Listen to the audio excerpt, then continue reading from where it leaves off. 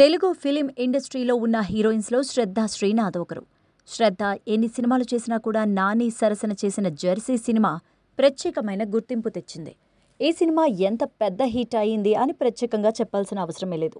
ఇక చాలా ఏళ్ల క్రితం శ్రద్ధ శ్రీనాథ్కి ఫలక్నామా దాస్ సినిమాలో అవకాశం వచ్చింది. ఇక ప్రస్తుతం విశ్వక్ సరసన మెకానిక్ రాకీ అనే సినిమాలు చేస్తోంది.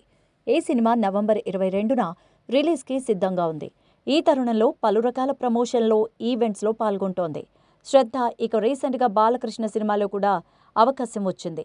బాలకృష్ణ సినిమాలో అవకాశం రావడం లక్కీగా భావిస్తున్నారా అని అడిగినప్పుడు, బాలకృష్ణ గారి సినిమాలో నటించడం నా లక్ కాదు, నా టాలెంట్ చూసి అవకాశం వచ్చింది అంటూ పాజిటివ్ వేలో సమాధానమిచ్చింది శ్రద్ధ.